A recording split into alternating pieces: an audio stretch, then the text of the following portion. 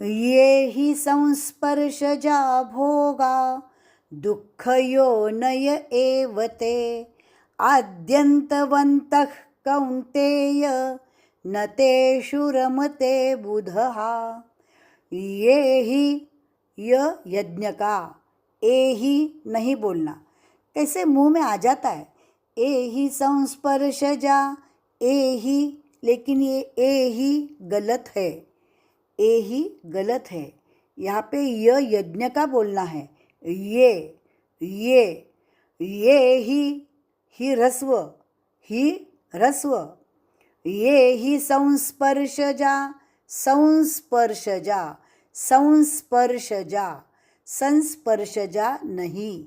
क्या नहीं बोलना? संस्प, संस्प, संस्पर्शजा नहीं बोलना। संस्पर्शजा, संस यानी ये आधा व, इस प को आधा व जुड़ा है ऐसा उच्चार आएगा। संस्प, संस्प, लेकिन वहाँ पे वो वहाँ लिखा नहीं रहता, लेकिन उच्चार करते समय आधा वो वहाँ पे आता है। संस्पर्शजा, संस्पर्शजा। ये ही संस्पर्शजा भोगा दुःखयोनय एव ते। यहाँ पे योनय और आगे ए एकलव्य का, ए एकता का, एवते। यहाँ पे आपने ऐसे नहीं बोलते ये वते। यहाँ पर अगर य रहा तो उसका उच्चारण कैसा होगा? ये वते, ये वते, लेकिन यह नहीं है, यहाँ पे ए एकता का है तो उसका उच्चार एवते, एवते, एवते। ये ही संस्पर्शजा भोगा दुःखयोनय एवते, दुःखयोनय एवते आद्यन्तवन्तः कौन्तेय।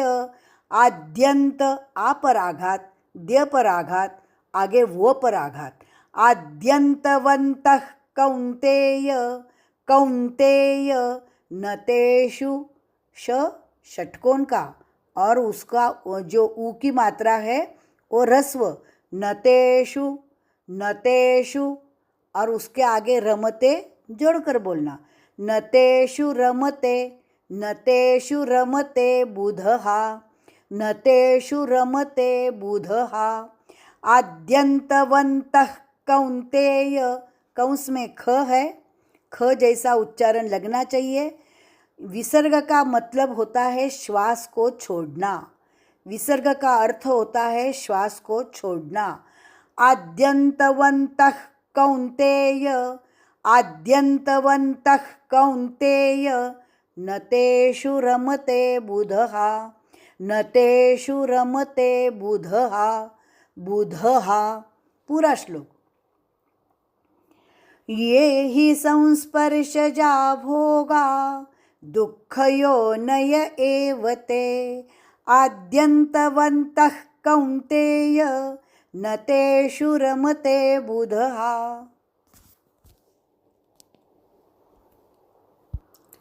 न तेषु रमते बुधः, न तेषु रमते बुधः। बुधः ध धनुष्य का आना चाहिए, यहाँ पे गलती से बुधहा, बुधहा द आता है। न तेषु रमते बुधहा, बुधहा।